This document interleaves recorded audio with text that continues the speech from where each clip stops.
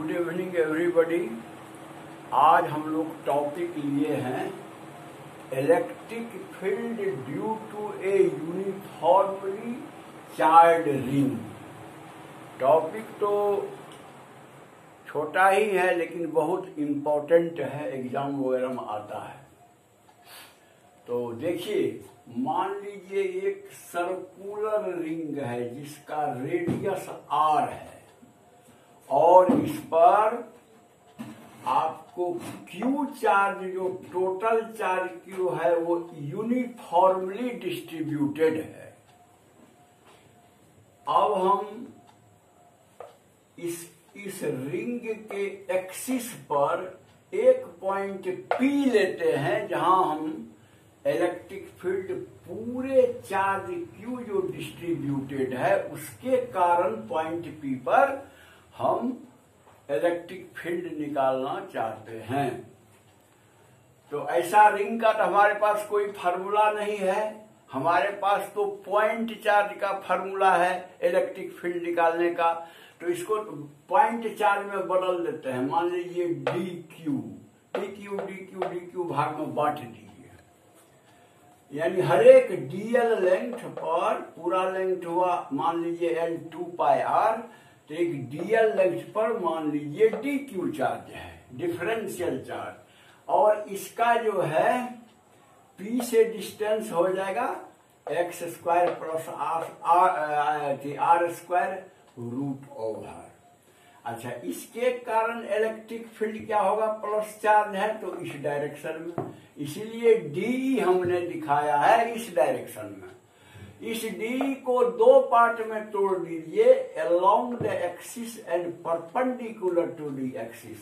अगर ये angle theta है तो डी कॉस थीटा होगा component along the axis, and d sine theta component will be perpendicular to the axis.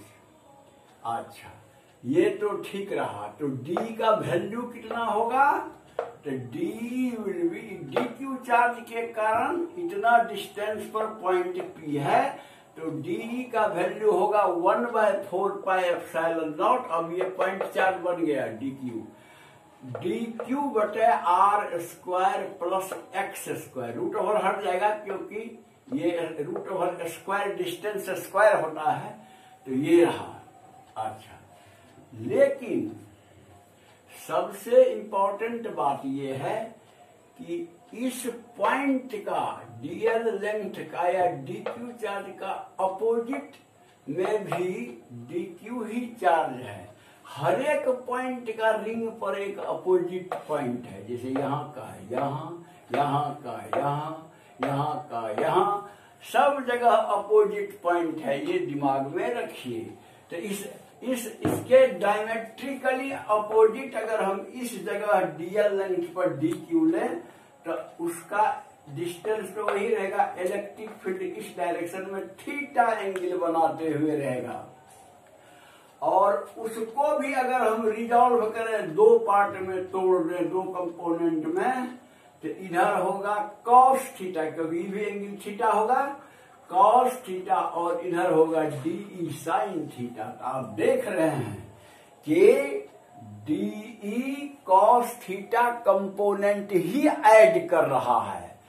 D sine theta component equal and opposite होने के कारण वो कैंसिल हो जा रहा है। इसका मतलब टोटल फील्ड रिंग के द्वारा निकालने में हमको सिर्फ डी कॉस थीटा कंपोनेंट को इंटीग्रेट करना है। इसीलिए total field E equal to d cos theta integration. D का वैल्यू यहां से डाल दीजिए और कॉस थीटा का वैल्यू ट्रायंगल से डालिए।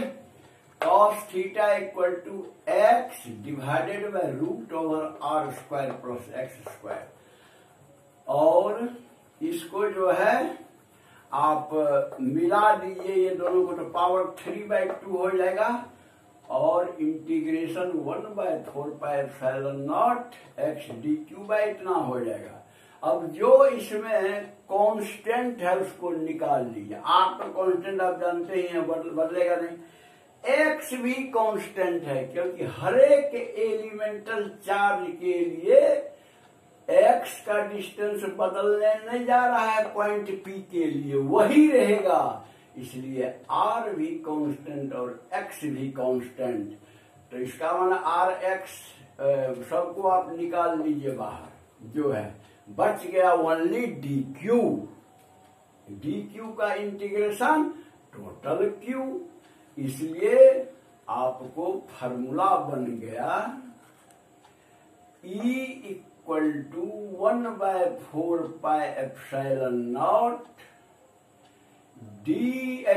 q into x divided by r square plus x square 3/2। यही एक्चुअल फार्मूला हुआ कि किसी भी पॉइंट पर आप ये फार्मूला, एक्सियल पॉइंट पर ये फार्मूला लगा के इलेक्ट्रिक फील्ड निकाल सकते हैं इस चार्ज रिंग के कारण। अब इसमें एक स्पेशल दो ठो केस है, जैसे कि ये तो है एक्सियल पॉइंट पर किसी जगह, तो हम सेंटर पर कितना होगा इलेक्ट्रिक फील्ड इसके कारण, तो सेंटर पर x होता है 0, x का वैल्यू 0 हो जाएगा सेंटर पर, इसमें डालिएगा x 0, वैसे ही टोटल वैल्यू हो गया 0, यानी E will be 0 as x is 0 at the center।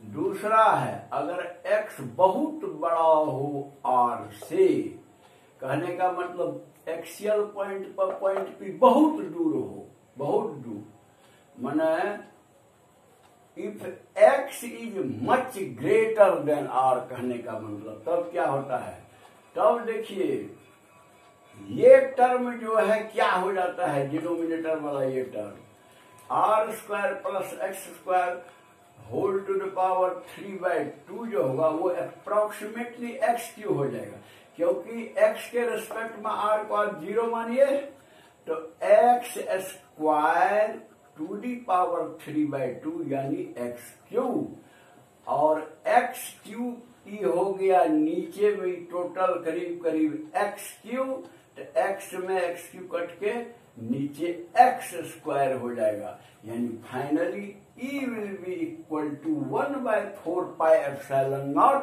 q/x square. लेकिन ये जब फार्मूला आया तो हम तो जानते हैं कि ये एक पॉइंट चार्ज का फार्मूला है, कहने का मतलब पॉइंट चार्ज अगर Q हो तो x डिस्टेंस पर इलेक्ट्रिक फील्ड का तो यही फार्मूला आता है। इसका मतलब है कि एक्सियल बहुत दूर वाला पॉइंट के लिए ये रिंग जो है पॉइंट चार्ज की तरह बिहेव करता है।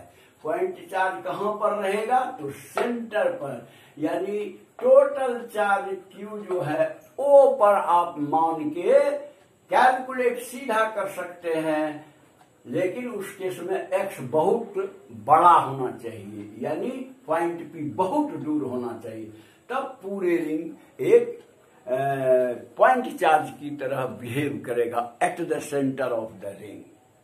तो मैं समझता हूं कि मैटर क्लियर हो गया होगा। अगर आप लोगों को पसंद है तो आप उसे लाइक कर देंगे, जो सब्सक्राइब नहीं किए हैं सब्सक्राइब कर देंगे और बेल बजा देंगे ताकि नोटिफिकेशन जाएगा आपके पास, और शेयर भी आप कर देंगे। ठीक है, दैट्स ऑल।